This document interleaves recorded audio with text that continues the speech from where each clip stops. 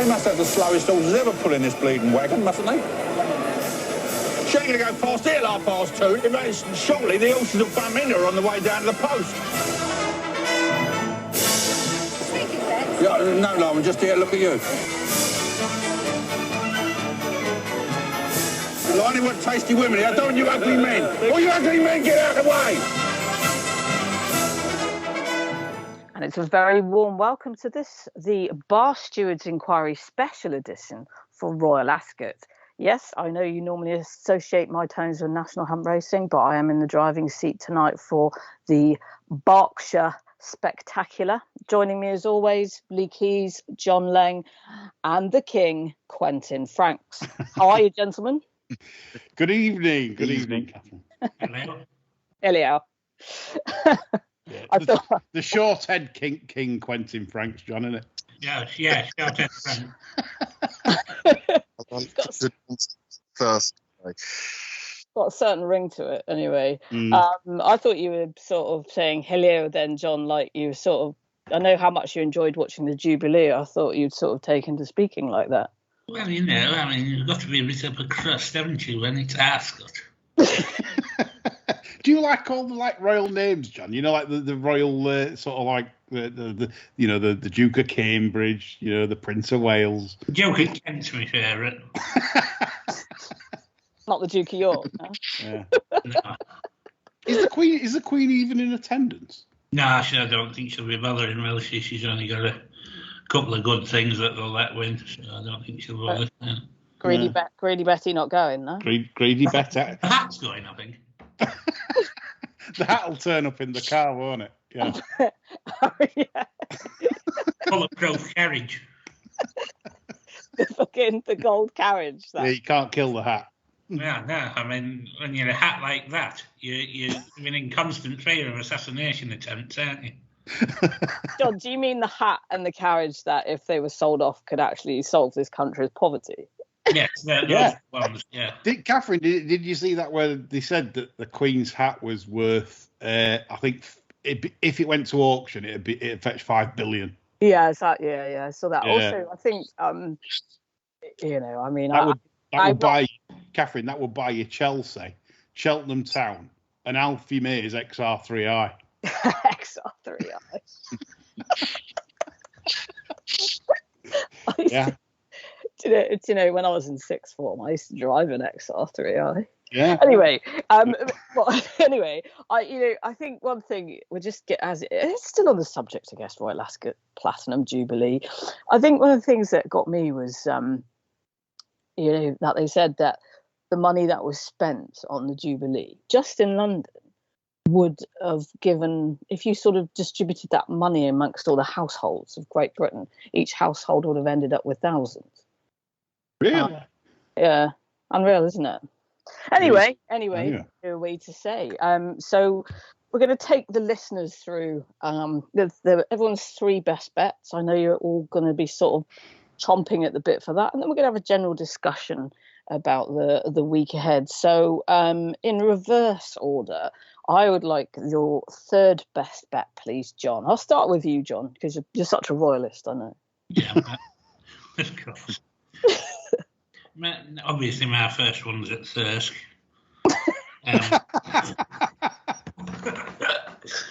No, it's not. This is in the 5:35 on Tuesday, and this is an old pal of mine, Regal Reality, in the Wolferton Stakes. It'll be a popular winner for the old Baron, this. I think this race will be run to suit him. Juan Elcano was never better than he was in this last year, but Ryan horses rarely replicate runs, so I've left him out. And I thought Regal Reality, he ran 3rd in this in 2020. He can go close again here. I think they got themselves in a mess with this fella when they dropped him to a mile and he won at Salisbury. He's always been a 10 furlong horse for me. He won a Brigadier Gerard over 10-3 a year ago. So he does see the trip out okay. I think a nice hold-up ride in this will see him bang on the premises. The last run on the all-weather indicated to me he retains much of his ability.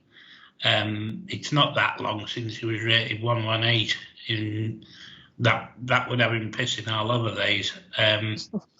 I think he's got every chance here in this company, and I think there'll be enough pace on to suit him, and he's a nice bet for me. 1 point win.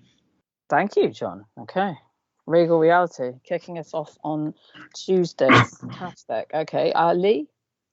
Okay, we go to the Duke of Cambridge, which is on the Wednesday, 4:20, Group 2 Fillies affair. I am going for Sibylla Spain, 1 point win. It's around the 8-1 available. I think this is a very nice bet because there's a lot of problems at the top of the market. Mother Earth has displayed in 2 runs this season that she's not at the moment at her best. She scrambled in on reappearance, and last time sort of bombed out in an, albeit obviously lock-ins, you expect them to bomb out, gets the pieces on, but I'm not sure she's at the top of the game right now. The other one is the Jane Chapel-Iron filly, Saffron Beach. I think she prefers a little bit more dig in the ground than she's likely to get. And that's the reason why I'll look for something against the top of the market. And Sibylla Spain impressed me last time at St. Cloud, where she was held up off what looked a crawl. And I thought, drop into a mile, she stays further. She has got form over further. So the fact she toughed it out and really come from the back and put her head down, beating Dillawar, I thought was very, very, very good. And Dillawar's since ran 4th to Dream Loper in the Group 1 Prix d'Ispahan. I don't think the grounds are worried because her mum Long Crest was obviously a very good filly in her own right.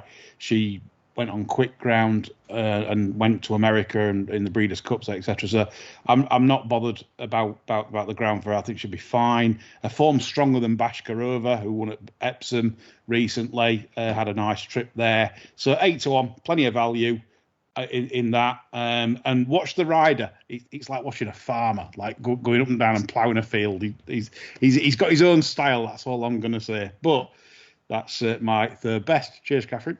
Okay, that's brilliant. So I'm just looking at some prices here, and I think they've been nibbling a bit at Sibylla Spain. I'm seeing quotes of 11-2 here, Lee. So really, yeah. Am I trying to fiddle?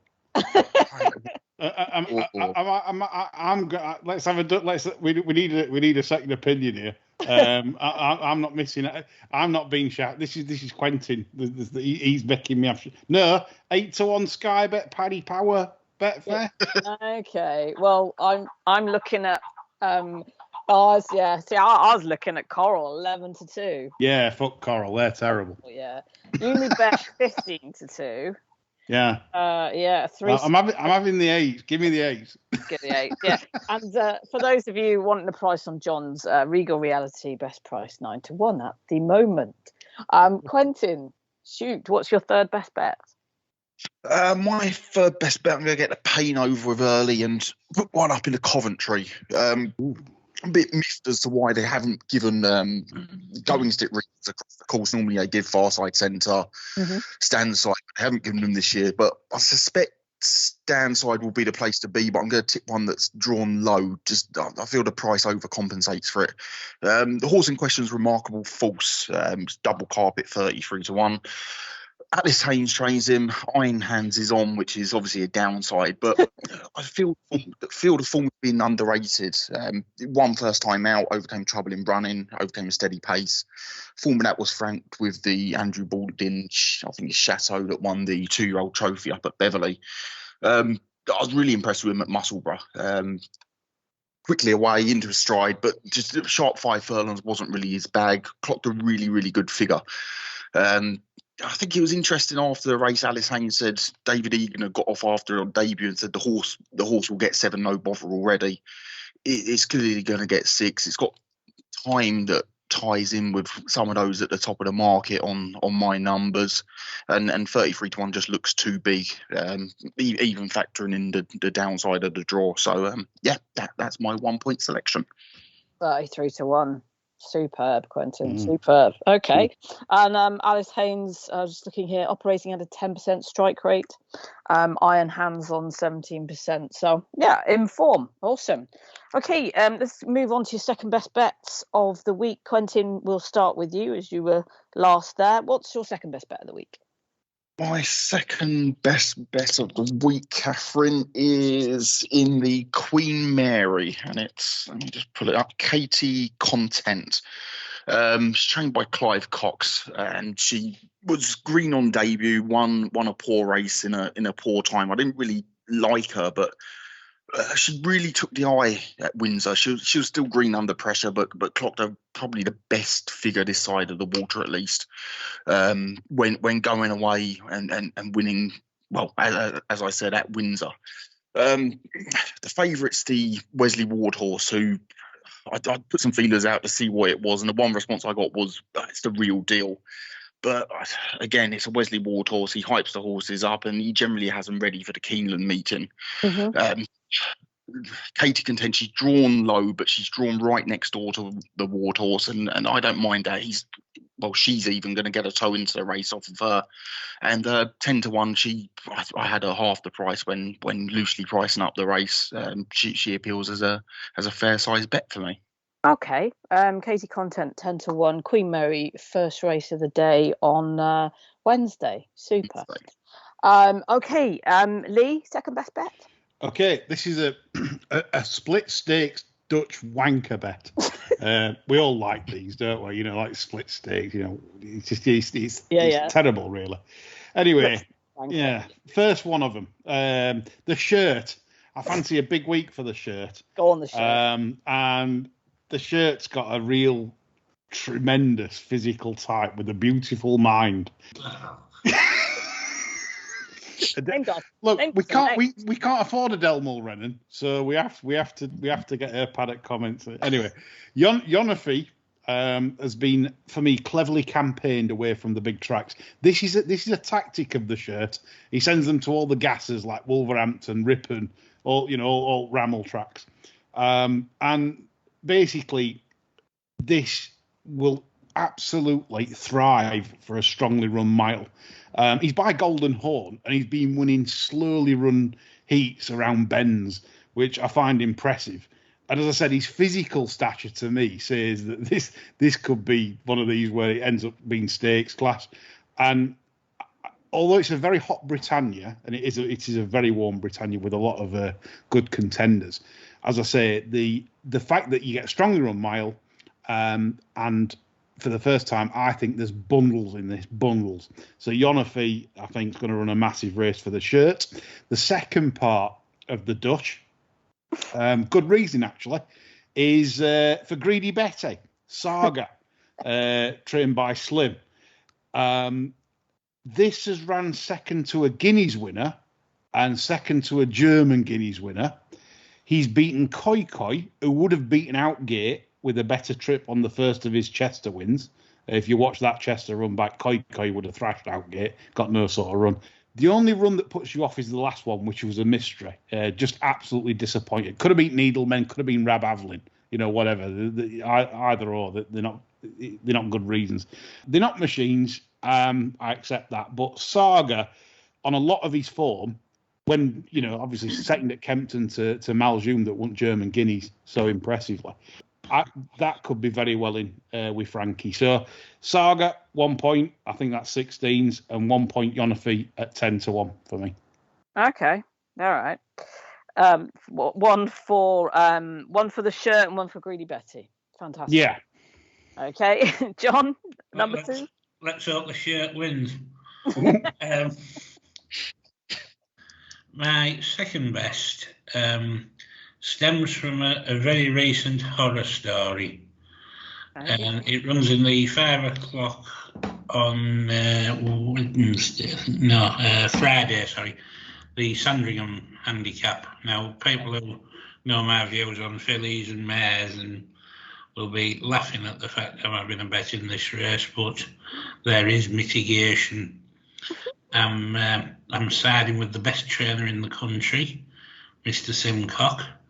who, despite holding everything up, still manages 18% winners to runners. Best trader in the country, John, isn't he? Astonishing.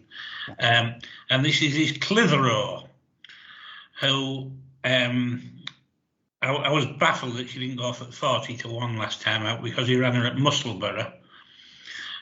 She had a wide draw, and then just to put the icing on the cake, he broke 96-year-old Joe Fanning. And if anybody wants a giggle, go back and watch this race at Musselburgh, because this was dead after 50 yards. She couldn't win. It was all over for Mr. Simcock and poor old Joe. He held her up, of course. Basically, she settled superbly, which has been a worry in the past. She looked fantastic. She's always looked the type to make a 3-year-old. I think she's done terribly well over the winter, and had certainly done well from debut to Musselburgh. She ran on superb in the race. I mean, from where she was, she did fantastic. She's off 96 here. I think she's definitely going to be a 100+ horse this year. Ideal situation, big fail, straight track, and the king of the straight course at Ascot, Jamie Spencer, booked. Yes. Help yourselves, folks. 1 point each way. 20, okay. I would say. To 1, yeah. 20-1. Each way, wanker. Have you read What's the knees offering? Is it 9 places? Knickers off. I don't know. What is best place in Sandringham? I think you only get anti-purse. Well, you only get anti-purse terms, don't you? Yeah, I wouldn't be expecting any better than first 4, to be honest. But I genuinely don't think it'll matter. I think this will win. Okay.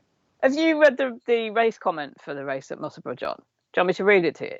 Go ahead. Let's hear it. So it says, held up in rear on inner, still plenty to do when shaken up 3 furlongs out, soon short of room. Headway under 2 furlongs out, went third, final 110 yards, kept on well.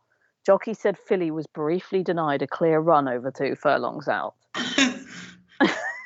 That's what he likes, Simcock. That's nearly a carbon copy of 80% of his runs. Textbook Simcock, isn't it? You know? Yeah, textbook that.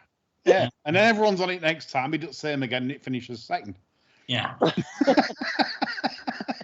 But as we know, this is the time to Simcock, isn't it? It is. The straight courses, the Yarmouths, the Doncasters, the Ascots. It's Simcock. It's Simcock season. Okay. You can have a field day, can't you? Okay. John, I'll stay with you. Number 1 bet. Dear God. Right. This is in the fairly competitive, shall we say, Hunt Cup. Mm-hmm. I've had this horse in mind, Fantastic Fox, for this race since, I would say, about August last year. Okay. And Roger Raring did his level best to have me shit myself by running it at Epsom last time, because I was frightened stiff he was going to go and win that race and scupper me Hunt Cup plans. But he didn't. The horse settled as well as I would have wanted him to around there. Ran on perfectly well. This is his bag. This will be his day. I'm absolutely confident this has got 5 to 8 pounds improvement for a straight track and a strong pace. The horse is in good order, as he's shown. I don't see a downside to this bet. 1.5 points each way, please. Superb. 33-1. Thank you very much. 33-1. Good stuff, John. Ladbrokes are going 40s. I don't know.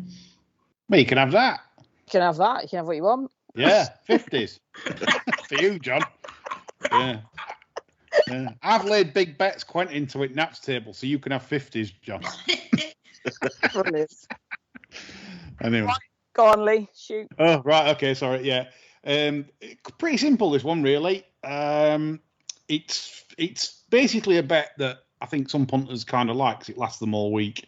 And it is the shirt to be top trainer at Royal Ascot at 9-2 with Coral and William Hill.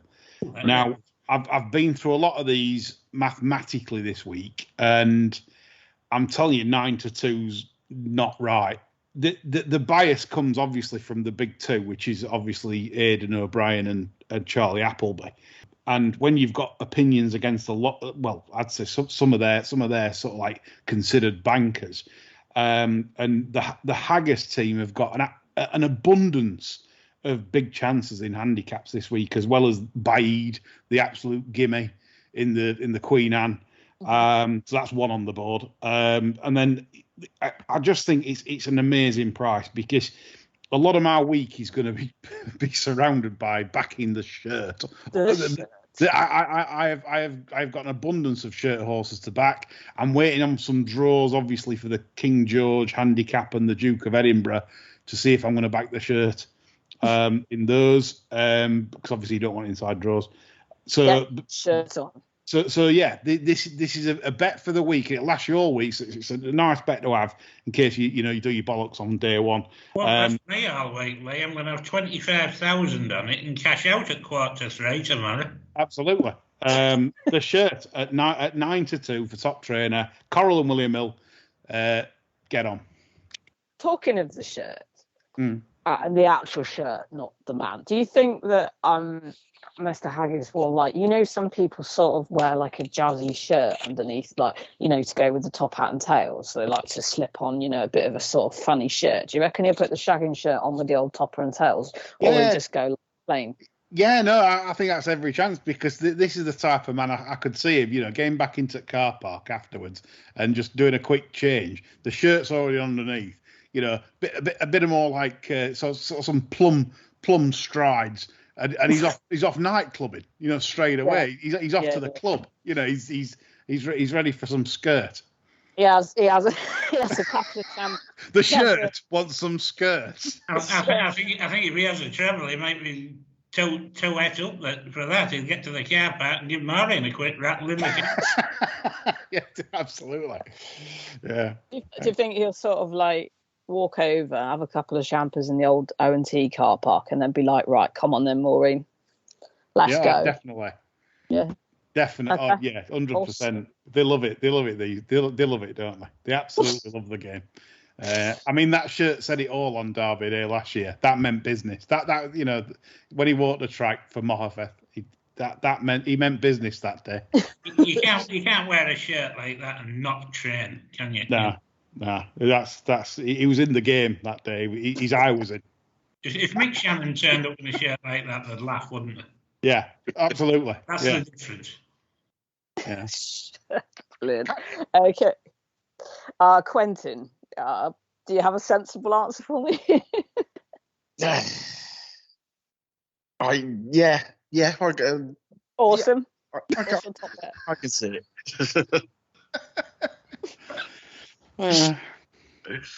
Quentin's 3-pointer. I'm busting to know what this is. Me too. My pen is poised. Well, my 3-pointers, I'm pretty sure Lee's going to be back in the favourite in this race. I love my fav. It's a shirt horse, Sea Silk Road. I know he's very keen on her from a Goodwood run and a Nottingham run it was.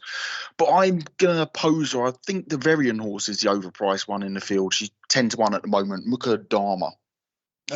Strong in the market on debut. She went off 8-13.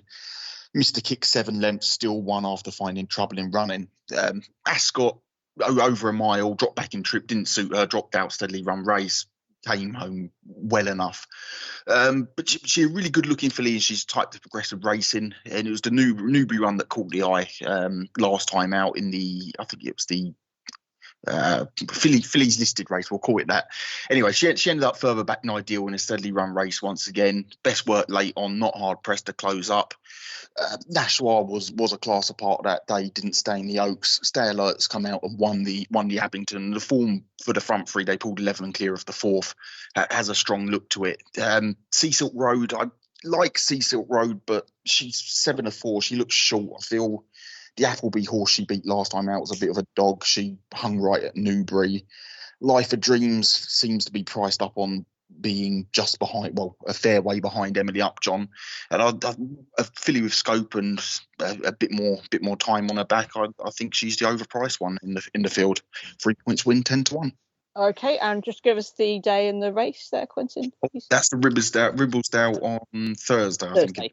Yeah, it is Thursday. Yeah, Thursday, 3:40, the Ribblesdale. Superb, thank you. Okay, so we're just going to have a look at the individual days now. I might even jump in on this. You know, there are a couple of good bumpers that that I've had a look at. So, is anybody with anything a really strong fancy? You may as well look at tomorrow. Anyone with sort of really strong fancies for tomorrow? Whoever wants to jump in, do so. Okay, I'll kick us off. Get some discussion going. Obviously, probably not. No one's bothered about the Queen Anne, are they? It's a procession, isn't it? Really, I think. CJ off Twitter is. What? Why? Oh, of course, yeah. She'll be moist for old Jimbo after that. She'll be wearing some special chiffon and the Chelsea thong, won't she? Oh, Christ. What a racing pod this is. Right. Coventry, Quentin's tipped in Coventry. I think he's a brave man. It's a really good race, and I wish him well in that. And obviously 33s, no one can knock that. To add to that, the contenders really, like Brad Sell at York. I thought visually that was like amazing. Do you Lee, like you've had Last Crusader, same sort of meeting, Mum's Tipple blow the track apart at York and then come out and it's done absolutely nothing. I know it's strong on the top, but I just don't believe it until I see it. And that's York has this habit, doesn't it, Quentin? Yeah, and John knows this, that York has this habit of sort of producing easy winners, like really impressive winners. Tim's our second and then got beat a similar sort of distance on Saturday. No, he ran well actually. Well, he didn't get beat a similar distance, but I think Tim's horse that day, Northcliffe, were on the wrong side. I genuinely think that day the stands rail wasn't advantageous. So I think Watson's horse beat it further because of that. But yeah, it's just York though, isn't it? You know, I mean, you don't feel as though you can take any York form with 2-year-olds to the bank. Yeah, like what Quentin's saying.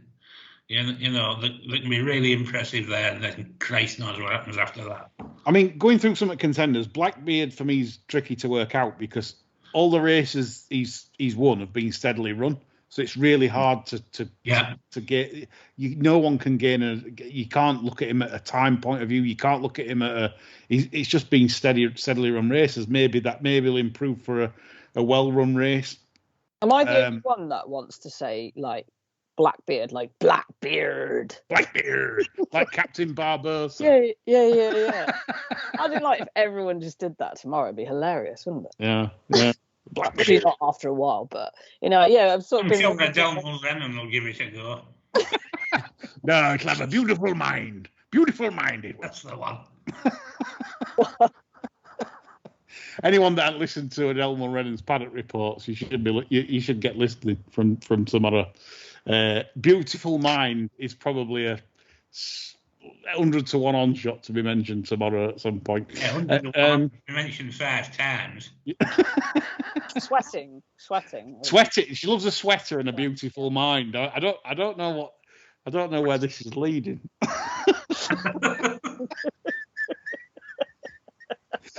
Laugh. Anyway, does Paul sweat up?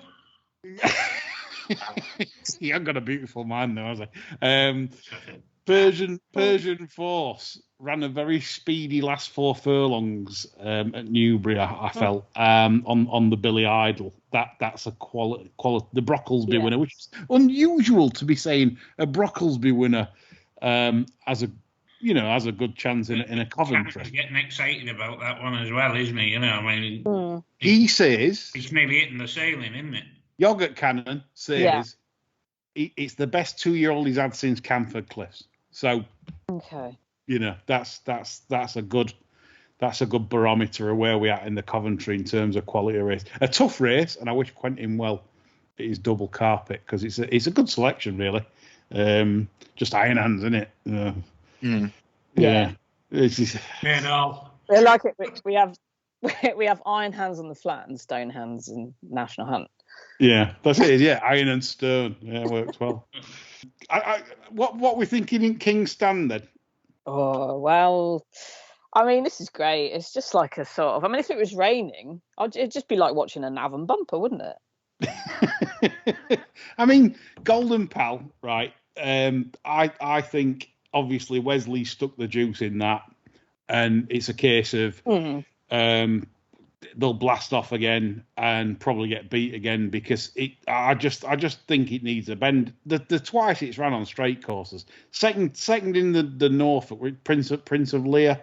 The average sort of York was fucking awful. Yeah, it's right. I mean, Happy Tim had that beat 2 out, so I don't know why that's so short, but I think it has put plenty of muscle on. Looking at it, it'll have had the old roids, I think. Oh, definitely. How are you going to oppose it? I'm looking to kind of take it on place markets, probably 3 and 4, like the race. You want a late pouncer, don't you? Yeah. Like, I agree with Quentin. I think place only is a decent shout. Like lay. Yeah. Place late. Everyone wants a hold up also. Hugh Taylor just ruined the price on Muniesta. Arecibo for you, John? I thought it'd go well. The one I was interested in was St Lawrence. They hated the ground last time. First time blinkers on as well, John. Yeah, that's the problem. And when Doyle's ridden him, he's tended to try and go handy on him. I just wish they'd switch him off at the back. I think he could really finish one of these races off, but I can't see him being ridden how I would want him ridden. So if I had a bet, it'd probably have to be Arecibo, and I don't feel compelled to have a bet, to be honest.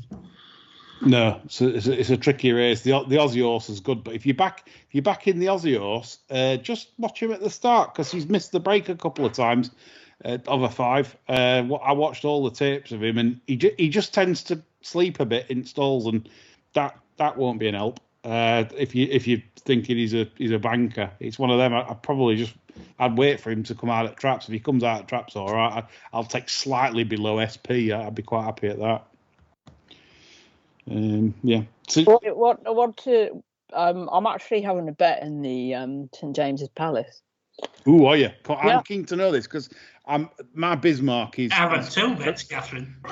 My Barry's Bismarck, and I've stuck some Barry Dennis in the title tunes today because I love his droll tone. And my Barry's Bismarck is Caribus for the meeting. I think we get that beat. Okay. We've tried this before. Yeah, we've said this before, and we've had egg on faces on this pod. Yeah, we did last week. I'm having a little each way bet on Nasty Jim's Wexford native. Wow. Bloody hell. 50 to 1. 5-0 bullseye. Yeah. Reasons. Well, if you go back, we'll have a little look at the Irish Guineas. For a fleeting few strides, I thought he was going to win, and then obviously, I mean, Native Trail is a monster, isn't he? Yeah. But if we're talking literally of the form book, to be beaten 3 lengths by Native Trail, that's not bad form at all, is it? No. If you assume Native Trail ran his race at the Curragh, it's not at all. No. I know it's going to sound bizarre. I was really impressed with Native Trail at the Curragh. For a horse that is going to need further to do what he did at the Curragh, I was very impressed, especially with sort of the wind whipping up his nose like he would have been at Heathrow or something, as it does out on the Curragh. I thought, and it's quite hard because I absolutely hate the outfit, the god awful outfit, but they really do have some lovely horses. But yeah, I mean, you know what? No, I mean, yes, the jockey is off-putting, but we can't do anything about that. But Nasty Jim, he likes to throw one over here. Yeah, I mean, chaps, Quentin, John, what do you think to my Prospero Maljoum? I thought I can't believe the drift on Maljoum, to be honest. 14 to 1, I think that's absolutely enormous. unless there's something wrong with that. The German Guineas win was immense, and I think people was probably underestimating German form to a certain degree. Well, they did it at Belmont. The German St. Ledger winner won at Belmont on the other night. This won at Donny, didn't it? The first meeting. And won at Kempton, beat Saga. He looked all right there. I backed two in this last week. I backed Mighty Ulysses at 40-1, and I backed Light Infantry at 66-1. Basically, Mighty Ulysses, I doubts about the horse going into Haydock, and he blew a hole in my theory completely. I thought he ran an exceptionally good race at Haydock. Yeah. Showed a tremendous turn of foot. The sort of foot that a class horse would produce. I'm carrying the weight that he was carrying, and accelerating off the pace he was accelerating off. All right, Charlie got there a bit quick, and he didn't quite see it out, but I think a nice waiting ride from Dettori here will see him in an even better light. And then Light Infantry, if you watch the Guineas back, Frank was sat towards the middle of the field at the back, switched to the side that didn't look favoured, Native Trails side. Yeah. Bit of trouble in running, made up a little bit of ground for minimal pressure. When they went through the line, he was proper running. I'm not saying he'll beat Caribas by any stretch, but 66-1 was ridiculous. I had to back him. I couldn't put either of those up as a bet because I'd nicked prices. But I'm pretty comfortable with where I'm sitting on the race, to be honest. Yeah. Quentin, what did you think to this? I quite like it, to be honest. Normally you get short price favourites and you've got a load of dead ones at the top of the market, but you can make cases, like John's just made a case for Light Infantry. You can kind of make a case for check and challenge on the same sort of thing. He was the wrong part of the track, found trouble at HQ.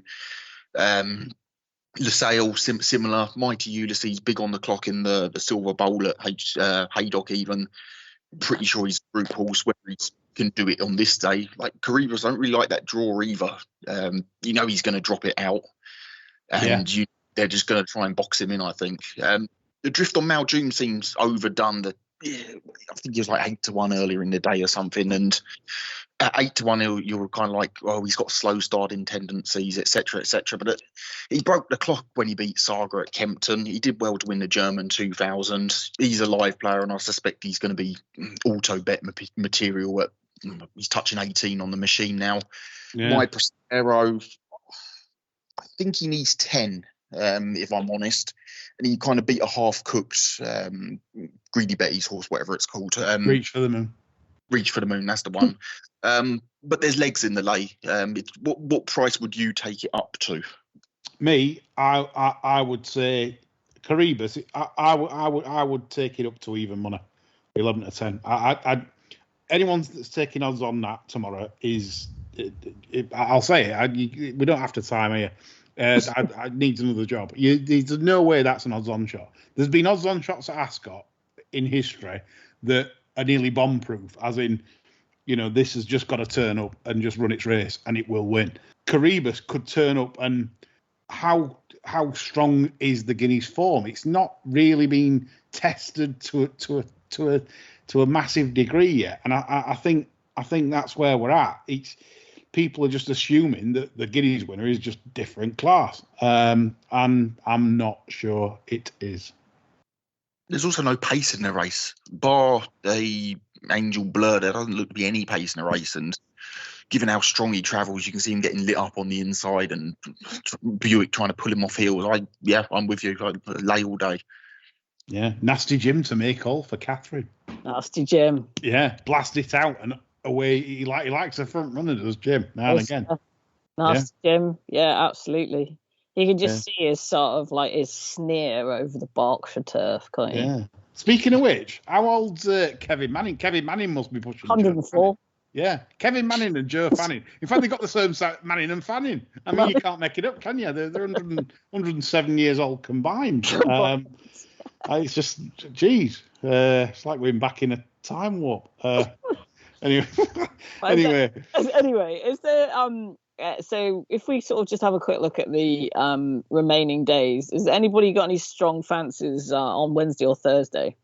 Wednesday, yeah, I'm against Quentin. Well, Quentin made a good case for the Cox horse actually, in the Queen Mary and Katie Content. Yeah, and I think she come on a ton for her debut at Salisbury, and at Windsor she was still a bit green. I think she's got a lot more maturing to do mentally, so I can see where Quentin's coming from on that. However, this is the Wesley Ward cannonball. Bang! This is like Cannonball Run. It's like, bang, out, out and away. This, I mean, geez, I mean, I know, like, I agree with Quentin. Wesley loves a hype job. But here's a fact. I don't know if anyone knows this, but it broke the clock for the 2-year-old clock at Keeneland, 5.5 furlongs. It's the fastest time. It was faster than the Breeders' Cup Juvenile Turf. Okay. Faster than that. It was. So Bayer refused to give Love Reigns a figure because there was no other 5.5 furlong race on the card. So I looked at the times the day before, and I checked the weather. There was no difference in weather, blah, blah, blah. It was the same. It was 1.6 seconds quicker than the 2-year-old winner that night, and the winner which goes in the Chesham. And it was faster than an older horse 5.5 furlong allowance race, which just, like, at that time of year, unheard of. Okay. I mean, and Wesley Ward says, I agree with Quentin. He does hype him up. John just wants to see his teeth afterwards. John's so impressed with Wesley's teeth I think that's if John didn't have a bet in that's what John wants to see. If I ever have enough money, I'm getting some choppers like Wesley. Getting some choppers like Wesley, yeah. I mean, at the minute, my God looks like a vandalised cemetery. Brilliant. If I could just get some choppers like that, I think that would turn my life around. Why didn't you tweet him? Hey Wes. Hey Wes, how's it going? Yeah, you think I was after a tip for a horse, wouldn't you? Where'd you get them? Where did you get them choppers? Yeah. You smarmy bastard. Yeah. Yeah. You should. I mean, I think, if they're sort of doing, I mean, let's face it, ITV are going to be absolutely fawning all over him, aren't they? And when it's like, oh, tweet your questions, be like, oh yes, please, could you ask Wesley where he gets his gnashers from? Yeah. If they ask for questions, I'll send one in. Yeah, you have to, John. Oh, well, that's it. Well, I might have to watch that race just on ITV, literally just to count on it. Yeah. Okay, so are we? Your confidence in that, Lee? So that's your sort of. It looks a cannonball. That's for Wednesday, yeah. He didn't. By the way, it didn't even come out the traps. That's the other thing, right? So you watch the start at Keeneland for that race. It was about 7th out, and then he rushed it up and got. He had the inside trip, so he's had a nice trip after that. But, I mean, we just. He actually eased it down for the last 50 yards as well. I mean, so if they'd have pushed it right out and probably run another quarter of a second. What race is this? 100 to 30, I think, at the moment. Which, I mean, he's won it 4 times. This is the thing with the Queen. Almighty, you can hammer that and just get out at Avons, can't you? Well, the other thing as well is he's won it 4 times. Is from what I'm seeing at the moment on the forecast, there's no headwind, which can be a problem at Ascot because it's like a, it's a west southwesterly kind of track where you get that headwind, which does favour the back runners, but there's not a lot of wind around. So he's even got that in his favour that he's not having to run in a 16 mile an hour head on. Well, I'm just going to clatter it 100 to 30. Get out at Avon money because we know Quentin's horse is going to come and nut it a short head. well, like I said, the thing with Quentin's horse is. I was really impressed with that at Windsor. I can see why he likes it because I think she's got a lot more to come maturity wise, and we know how good Clive Cox is with some of these like developing 2-year-olds. He's really good, so can't knock that either. I have to be honest with you, I thought there was something wrong with my reckoning up, to be honest, because I was looking at that and I thought, where the hell have I got that joint top? And I couldn't sort of get my head around the fact that Windsor. I'm thinking, hey, bollocks that up, haven't you? So, but then Quentin come on and made a good case for it. Yeah, no. Look, I mean, fancy having a rare 2-year-old bet at Ascot. Yeah. I mean, Prince of Wales. I mean, do we want the Baron, don't we? Stouty to have that. Oh, we don't want the Tenko crew winning it, do we?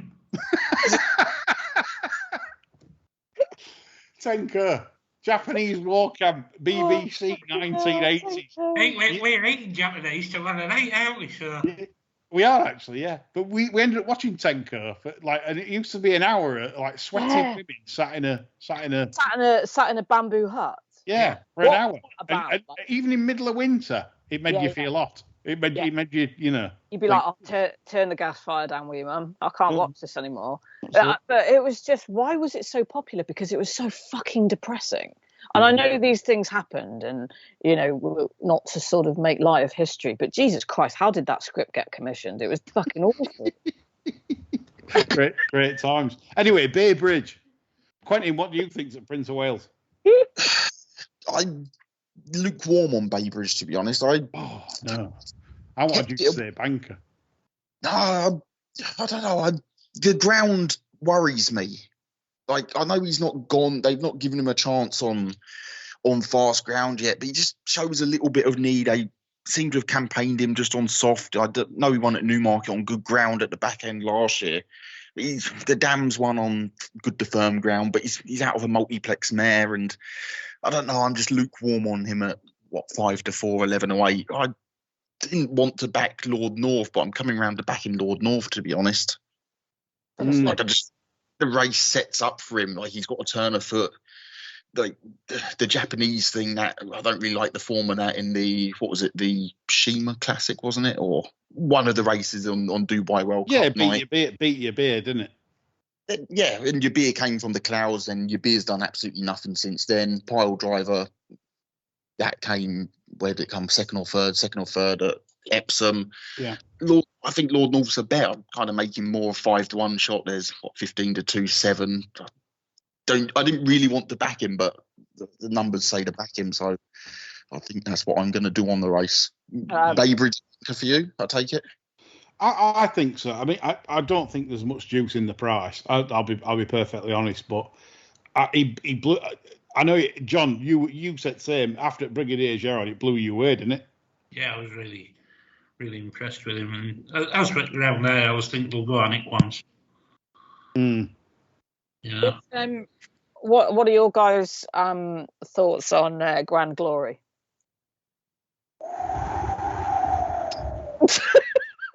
Yeah. Wow. That's it. Go ball there. All right. Yeah. Okay. Yeah. That is literally your thoughts. What about your first year Irish bumpers, the Ascot Stakes?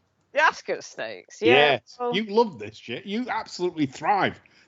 This is, Yeah, it keeps me going through the week. Yeah. I kind of obviously the BFG and Frank with Pied Piper, first time tongue on as well. My only concern would be, to me, Pied Piper likes to get his toe in a bit. Yeah. But on that, and then Mr. Queeley's horse being backed as well, Arcadian Sunrise. I'm kind of caught between those two at the moment. And even as favourite, I don't fancy Bring on the Night. I'm a bit stuck on the Ascot Stakes, which is a bit worrying because I like to, at this point, have a clear fancy, to be honest. But I'm stuck between the BFG and Mr. Queeley. I know we've gone back to Tuesday, we're on Wednesday, but like we haven't mentioned it, and I thought, like, don't you think Wicked will? There's all these fortunes for this. Bring on that absolute fortunes. I mean, it's weird, isn't it? It can't jump. It beat a horse in France that is listed class by 3.5 lengths on heavy ground. We've not seen it on quicker ground. It's obviously, it's Jungle Juice Willie. He loves this. He's won it 4 times. Yeah, he loves it, absolutely. And that's I think, obviously, my reckoning with the BFG and Pied Piper. So he lost the race at Aintree. Of course, he was going to lose that race. He'd love to fucking win this at Royal Ascot, wouldn't he? To just be like sticking the two fingers up to the establishment. I do. Makes me sort of fancy Pied Piper even more. Yeah, Bring On the Night. His jumping lets him down, so could well be very much at home here. But I don't know. I just a little bit. It'd be quite nice to see Pied Piper win because it used to be Grady Betty's as well, didn't it? Exactly. Exactly. Is he bred by Grady Betty, isn't it? Bred, yeah. Shit, yeah, she'll get Brady's prize, won't she? No. Yeah, exactly. Yeah. But Gordon won't mind that too much if he's able to just sort of flip the middle finger at the old on the lawn of the Royal Enclosure, will he? You know? Bring On the Night. I don't know. I just don't. Who was the horse that was going to win this and Ryan fucked it up? Well, that was one of Willie's. MC Muldoon. MC Muldoon fucked me over like you wouldn't believe. That's it. Yeah. Rashoon won it. He did. Rashoon, and Rashoon's well in. Rashoon. Yeah. You want to? If anyone looks at Rashoon at Haydock, watch the ride that gets at Haydock. What a trial that was! If anyone thinks, and Ian Williams is informed, so this is literally off the same mark as last year, but he's got trap 19, I think, which is probably not much help. Last year I think he had 3, so he could just jockey it have to do anything, all the way around. I like Rashoon, like as you said, inadequate trip last time out, stayed on steadily, slowly run race, cheek pieces back on. Like there's long enough, the bend doesn't come up that quickly. You've got what five odd furlongs. I think Kingscote keeps him out wide and tries to just slot over. Yeah, not loads of pace. Like Pied Piper, I don't think wants fast ground at all. Like I had notes on him throughout his 3-year-old season that say he doesn't want fast ground, and I don't think the Mullins horse is going to stay. Rashoon's a bet for me at 14 to 1 or something. That's interesting that you say that, Quentin, because I think Bring On the Night needs a bit further, and that to me was going to be a positive. So yeah, I'm interested actually that you say that, because I think that he he found the pace of this. Obviously the pace collapsed in the Supreme in the end, but I think he found the pace in the Supreme a bit too hot. And I've been looking at him over jumps thinking, okay, well obviously the jumping needs brushing up, but I think that he needs a little bit further. So that would be a tick in the book there for me. But I am obviously completely respect your opinion, so I'm interesting to hear that. Right, sorry guys for taking you off tangent there. I just knew you liked that race, Cathryn. I love it. Yeah, it makes me feel. I know you're just trying to make me feel at home. I know. Yeah, absolutely. Right, let's move on to. I'm aware that we are. We're on Wednesday. Anything? I mean, I've said enough. So I mean, any Quentin and John, have you any thoughts for Wednesday? Anything that haven't made the best bets that you like on Wednesday? Yeah, I don't mind. Where's the Hunt Cup? Where's the bloody horse? The balding thing in the Hunt Cup. Symbolise. Draw to work with this time. Ends up in the middle of the track when beaten by Eldari. Shaped well last time out. 18 to 1. Looks big with the good kid on top. Stealing the 5. Clearly goes well at Ascot. Further back than ideal in Thirst. Perfect sort of trial for this sort of race. Blown the cobwebs away. I like him at 18 to 1. Dark Shift's been done no favours with a middle draw, as has, I think it was the Tory thing that's been drawn middle as well. Totally charming. Drawn 29, I think I can see that price crashing, especially if high draws are the order of the day on Tuesday. Awesome. Okay. We'll just Thursday. Let's quickly rustle through Thursday and Friday. Let's start with I do fancy one in the Gold Cup, but I'll let you gents go first. You talk about the Gold Cup and then talk about anything else. Yeah, Gold Cup. I mean, obviously Kyprios is the right favourite. Yep. I'm not sure about him in terms of price. I'd have liked to have seen a good run from Search for a Song that he beat at Navan. I'd have loved that to have come out and done and ran better, or like than what he has, for me to be uber confident, because you still don't know, because he's matured mentally. The thing with Kyprios, you looked at him at 3, he was an absolute twat. He was hanging around. He was wandering around. He didn't, he was messing basically. All of a sudden this year, I don't know what they've done. Might have beat it up, but basically, literally, his head's down. He's a different horse this year. So It's a beautiful. I'm a beautiful mind. Yeah, absolutely. The beautiful minds come through. Brilliant. I'm having an each way on Wicked Willie's Burning Victory. Oh yeah, that one that can't jump and keeps exactly. Yeah. I mean, you said to me watch for this a few times, and every time, she just makes a howler, and it's like, oh, for fuck's sake. It's really annoying because when she has a race where she does put it together and she jumps like her victory at Punchestown, she won to do favourite there, but she jumped really well that day and put in a lovely jump at the last as well. It's quite annoying because she can get it together, but she's very classy. And I sort of thought, just going to have a bit of a nibble each way at Burning Victory in the Gold Cup. Good stuff. How many end up running in the Gold Cup? 8, 7? Yeah. Like Scope's not going to run. I don't think Trash Can will run. No. Well, Brian will run Trash Can because he's believe me, that will run, Quentin. It won't win on that ground, but he will run it. I think he'll run in that and the Queen Alex on Saturday. That's what I was going to say. Him on Saturday. So I know there's thunderstorms forecast Saturday. Yeah, Brian will bottom him on Thursday and still turn about on Saturday. Brilliant. Okay, anything else on Thursday? I'm just aware we've been rattling on for an hour now. Yeah, we have. I mean, I think we can allow a bit more for this show, but obviously, the Ribblesdale, just coming back to Quentin's tip. No, Quentin will be surprised. I'm against Sea Silk Road. Not against her. I just feel she can get herself in a little bit of trouble with slow breaks, etc.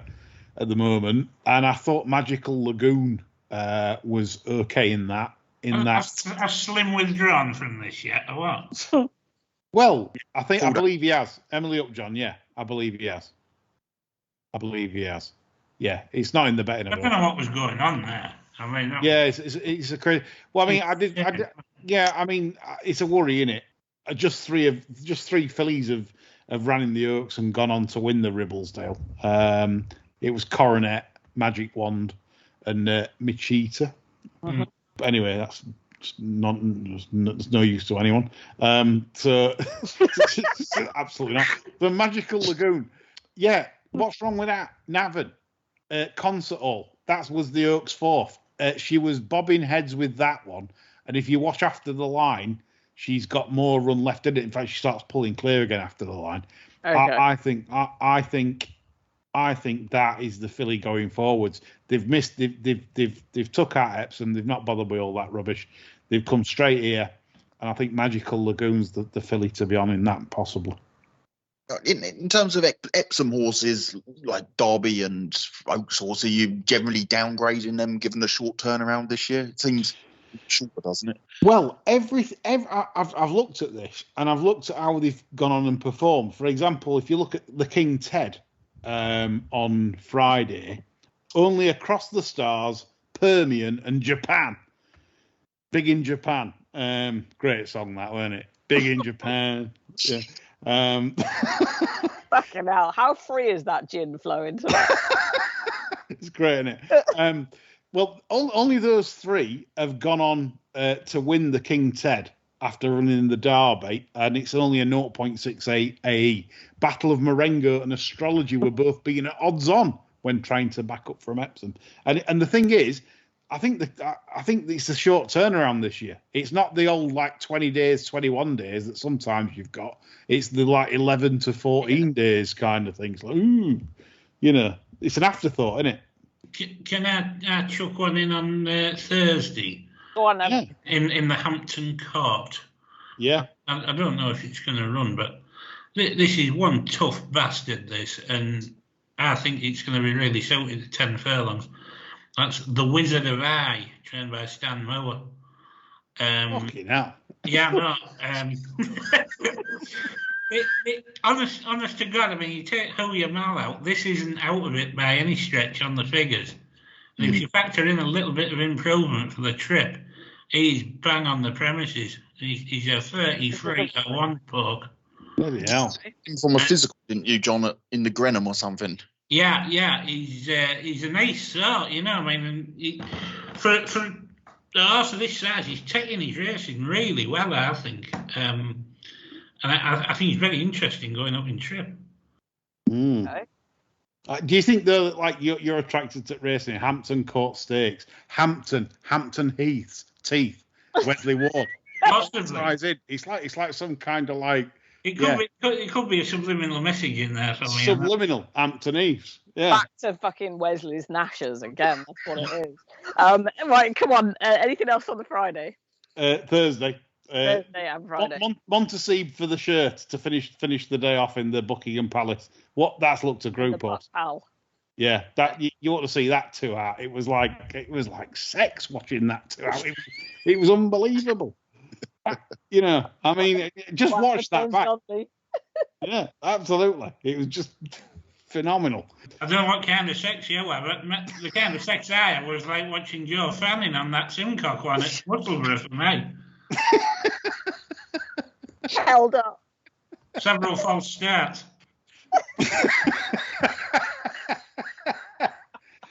Oh dear. Anyway, the shambles towards the finish. Yeah. Let's get on to Friday and best bets then on Friday, like between a lot of us, because I mean it's all over. Yeah, and then what we'll do to finish show off is just go on to Queen Alexandra and let Fry finish show off with Queen Alexandra winner. I think that's about right. I think I've got it if the rain comes. There you go. Right, Albany on Friday. Statuette. What a filly that is. Anyone watch? Can't get beat, can it? Did anyone watch that at Navan? Jesus. That was just what a filly, right? You do that on first time, and she wanted it, and that's the thing. Just power like blogger powering clear. Caribus is powering clear. Where's the post? Yeah. Where's the post? But I mean, she's absolutely a quality filly, and she's an officer to Tenebrism, so obviously she's got the old pedigree as well. So Statuette in the Albany for me. Okay. You've gone off. What's the Bintarua thing you liked? What was it? Mabud Jew, same race. Morge. Do you know what though? Have you looked at the time? Poor time, and yeah, they seem to go steady enough. So I'm sure there's some upgrades in there. The form's not been franked with the Hannon thing flopping at Beverley, but.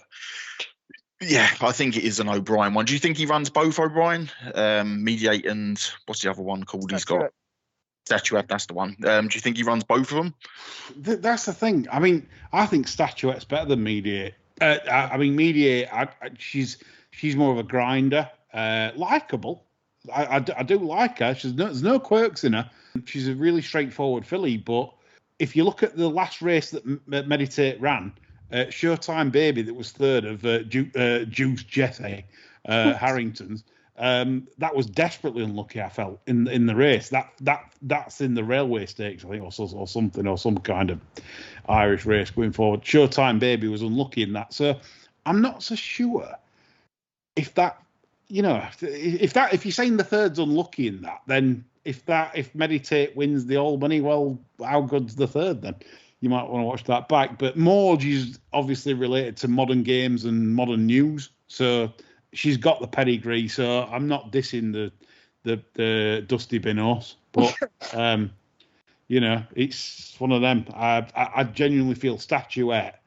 If I could pick an horse to earn this week,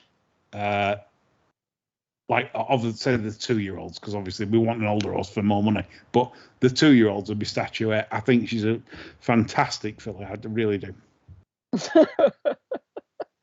She's in second favourite, so I suspect she'll be a strong bet for you come the day. Yes. Well, it's not Fav, so it won't be strong because it has to be Fav for me to be strong. I love a Fav.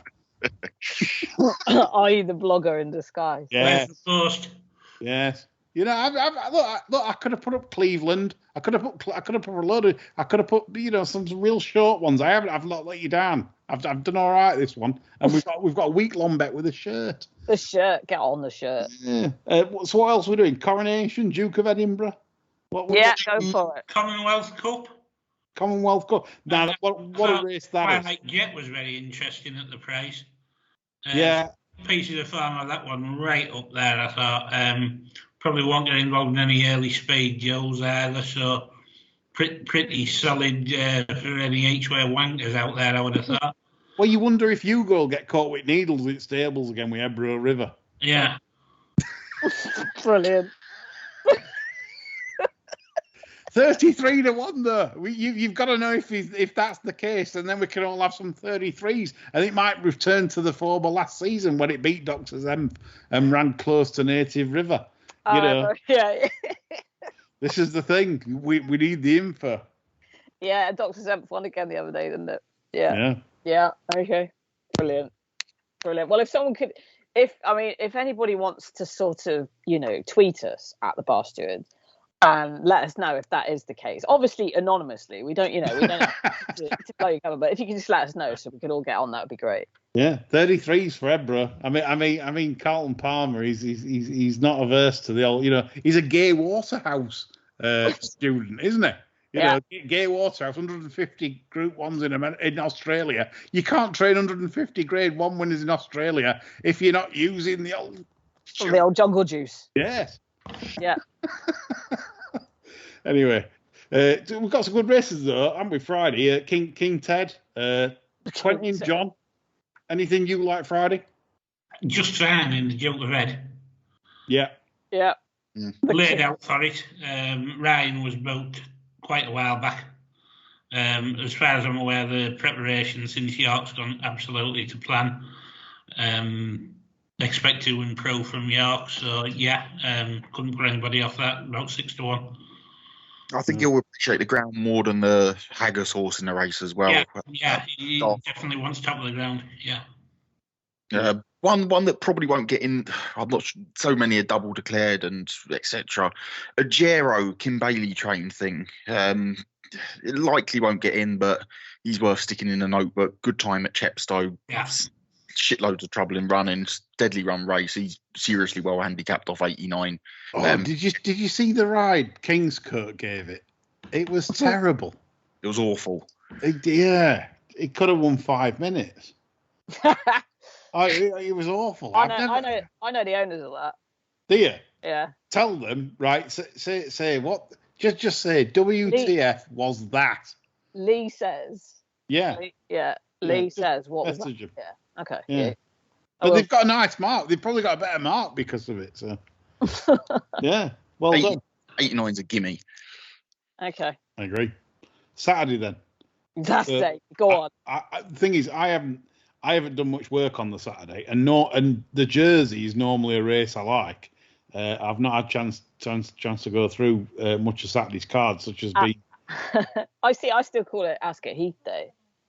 Yeah, I mean that's the thing. It's changed so much. Hasn't it? Like now we've got 5. And to be fair to Ascot, I mean the cards they are putting on.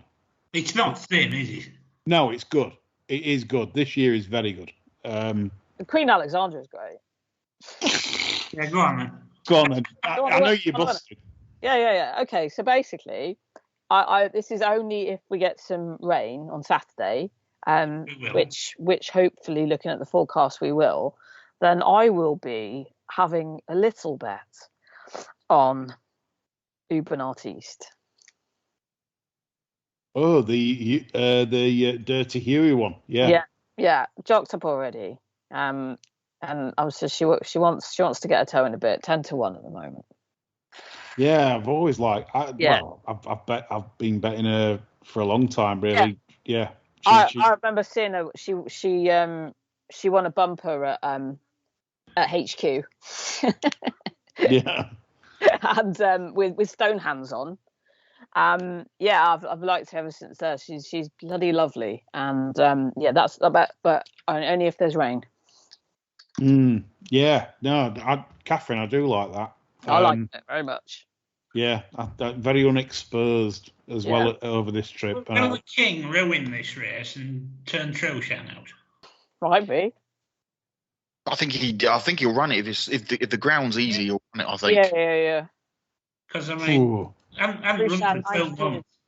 9-2 favourite, isn't it? Yeah, I mean, if you know it's going to rain, what price on the day that? You know, I mean, it's Ravens. I think that's it. I think that's the best advice for punters, really. Like, keep your eyes on the weather, and basically the minute the forecast like changes, maybe even worse rain on that day or whatever, that's when you start to punt and have a go and make your choices. But an intriguing finale, because he's got Mrs. Marquand built now. Yeah, he has. So, yeah. I mean, she's not going to be casting around for rides or anything. So, Looking at Ascot, 50% chance of rain. It's still going to be 26 degrees at Ascot on Saturday. There's what 5, 6. There's about 15 mil forecast on Sunday, so that front comes in a day early. Then there's a chance of it, but it's the fact it's so hot with it is I think it'll take a lot to change the ground. Yeah. I don't need sort of like Trushan amounts of rain for Urban Artist. I just want a change to good to soft would be fine. Yeah, preferably more on the soft side, but I would take that. I would still back her. Just one thing for Saturday. The short price favourite, which I'm struggling to work out why it's so short. Hurricane Lane, 6-4 on at the moment to win the Hardwick. That doesn't really appeal. No, probably not. You'll be penalised, won't he? Well, no, he's not actually. He's, they're all 9 stone 3, with the exception of any fillies in there. There's no fillies in there. I'm actually backing one in this. Yeah, unbelievably, I am. Which one? I'm backing the Shada.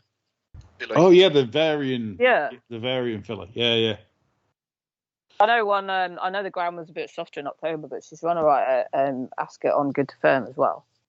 Yeah, it's just for me that Hurricane Lane. I just feel that it's one of them. So after the Lord Mayor's show, did it all last year, 3rd in the Arc, but on bottomless, which would have suited. Let's be fair. Hurricane Lane wouldn't be going close in an Arc if it wasn't for the heavy. It beat Mojo Star in a pretty poor St Ledger. You know, you go off 8-11 for a St Ledger. You know it's poor. His form doesn't particularly stack up, does it, for premium mile and a half form? No. It's the classic example of the racing. Like when you look at Racing Post ratings and stuff like that. I mean, look at the great Patrick Veach. What did he say? The time is when you think the phone book ratings and the times that the publications give are wrong. And how on earth has he got 122 for winning the St Ledger as bad as that? It's Slam Wordsworth at Longchamp, you know, again in soft ground. What's Wordsworth? That's just a terrible animal. Lone Eagle, I mean that's a Raspberry Ripple at the moment. The 4th horse was Earlswood of Johnny Murters. That's won a Group 3 in Australia since. But I give him 117 for that Ledger. I just think it's one of them that it's like you see the official rating, but that's not a 123 rated horse. It's just not. It's not. it's just not. It's managed to. It was placed brilliantly last year, so I think we're going with that. I think that's another Bismarck. Hurricane Lane. Bismarcks. Yeah, Hurricane Lane and Caribus is the double big lays. Head to head with the blogger, Yole. Yes. Get them striped. They're going to run him, to be honest. Like, you look at the field and you go, he's 4-6 and the field's weak, but if the rain misses, I don't think they run him. If you can find one that's going to run on decent ground and you think the weather's going to miss, then you could easily be on the favourite in come the race. His family screams soft ground and he's campaigning good, heavy, good to soft. Yeah, I think that's a good lay, to be honest. Very good lay. Yep. Okay. Anything else for Saturday, or because my tea's burning? No. We're all done. I think Quentin, John. Played out completely. Played out, yeah. John's getting his topper out, his Union Jack tie. If you went, John, would you sort of be doing the singing around the bandstand and that? I'd probably join in with the chorus of God Save the Queen, obviously. You go for a shit, John. I know. Yeah. You'd be like, where's the... I can't afford a shit at Ascot, like. Yeah, but no, Cheltenham, £5 posh toilets at Cheltenham. Isn't that where you had the problem? Yeah, the rumbling massive problem. Yeah, that was when we did our festival memories, wasn't it? It was, yeah, enormous. Yeah, I just looked at the next one and I went, oh my God, you've had some bad luck.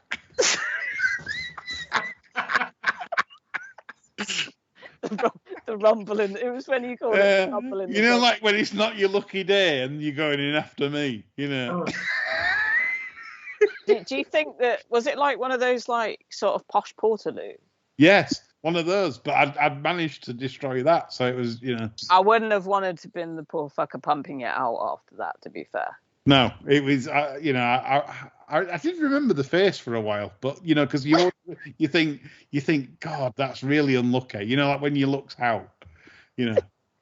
You worry in case you're going to bump into him again, don't you? Yeah, I bet he's had a second in the last race. One of them where he's just back to second and think, God, curse my luck. Curse my luck. Must go for a whiz. I'll go for a shit, and then you know, out pops me, and then he's got to follow me in. Just interestingly, just purely out of sort of, just want to know, really, like, did you sort of travel home that night? And if you did you have to stop at the services on? No, I stayed in a very expensive, like version of Ibis in Cheltenham for £237 a night. Jesus. It was Cheltenham's Ibis. I can't remember. Was it Cheltenham's Ibis? I think. Yeah. Yeah. Sleep hotel. Oh, in the middle of town. Yeah. Yeah, okay, yeah. Yeah, where they've got like iron basins, like wash basins, iron toilets, just because people soil them and things. So if it's made of steel, it's easier to clean. That's good. I'm really glad you didn't have like 3-4 hours in a car after that. Iron basins, that's a fucking prison, isn't it? Yeah. Oh my God. Anyway, right. This has been the Bar Stewards Inquiry Royal Ascot special. Thank you for listening. Right, the show's over, boys. Thank you very much.